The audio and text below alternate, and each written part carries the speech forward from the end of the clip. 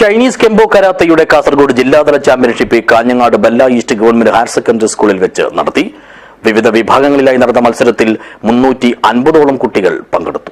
This news sponsored by Forever for everyone.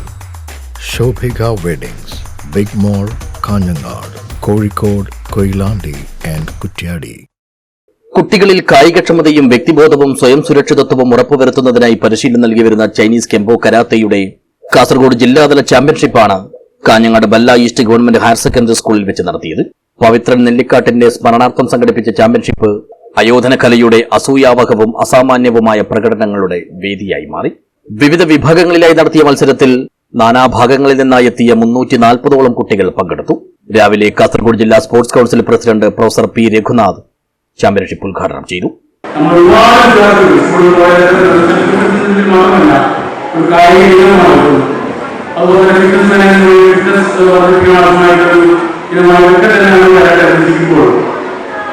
പക്ഷേ ആവശ്യമായിട്ട് പ്രോത്സാഹനം ലഭിക്കാത്തതിനുള്ള കാര്യങ്ങൾ ഈ പ്രദേശങ്ങളിലെ മത്സരമാണ്. അത് മത്സരങ്ങൾ വിദ്യാർത്ഥികളുടെ ഭാവി ഇല്ലാതാക്കുന്നത് തന്നെയാണ് യാഥാർത്ഥ്യം. പണ്ടൊക്കെ നമുക്ക് ഒരുപാട് നാഷണൽ ദേശീയ ചാമ്പ്യന്മാരുണ്ടായ കാലഘട്ടത്തിൽ ഇന്നിപ്പോ ഇന്റർ യൂണിവേഴ്സിറ്റി തലത്തിൽ പോലും നമുക്കൊരു മെഡൽ. ചടങ്ങിൽ ജില്ലാ public prosecutor P V Venugopalan അധ്യക്ഷനായി. കരാത്തെ അസോസിയേഷൻ ജില്ലാ president A Shaji, treasurer K Prakashan, K V Shaji എന്നിവർ സംസാരിച്ചു.